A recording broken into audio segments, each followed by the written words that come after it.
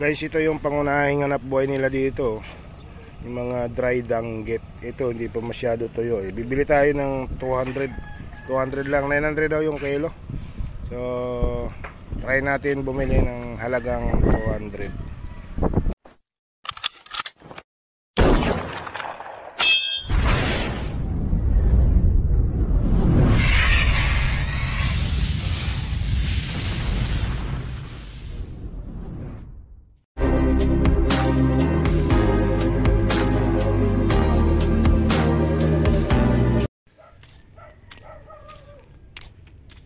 Guys, good morning Rizal Rizal Preto Diaz. Isang linggo na akong pag-alagala dito guys sa Rizal, dito sa Sorsogon. Matagal pa ako uwi, sa sunod na linggo pa. Tingnan mo yung pasyalan dito, yung Biwok Seaside papuntang Bolivar sa Brilliante. Tara, punta tayo palengke at maghanap tayo ng makain doon. Hanap tayo ng lugaw o kaya batsoy.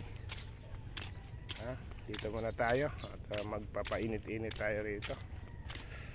Solo flight ngayon tayo, ayaw nila magsama. Napagod sila kahapon doon sa sa Bonot Beach, Bolivar Seaside. Ito guys yung Seaside, Bolivar Seaside, Bolivar, Barangay Brillantes, papuntang Sabang. Maganda dito yung yung sunrise. Ito yung pasyalan nila dito. Dito maraming bangka Paghapon marami isda dito. Pwede kang mag-ihaw-ihaw dito, magtambay. Paghapon may ilaw naman. Sa mga taga Preto Diaz dyan sa ibang bansa na hindi pa nakauwi dito, ito na yung lugar nyo. Maganda na. Guys, ito yung pangunahing hanap buhay nila dito. Yung mga dry danggit. Ito hindi pa masyado tuyo eh. Bibili tayo ng 200 lang, 900 daw yung kilo. So try natin bumili ng halagang 200.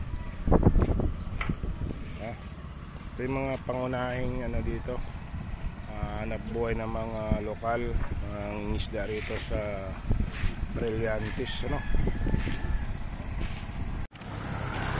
Punta tayo guys sa Preto Diaz National High School. Tambay tayo doon, baka marami tayong mapitikan doon mamaya. Layo pala, galing sa Rizal, nilakad ko lang hanggang dito. Ang layo nito. Para maganda yung view doon,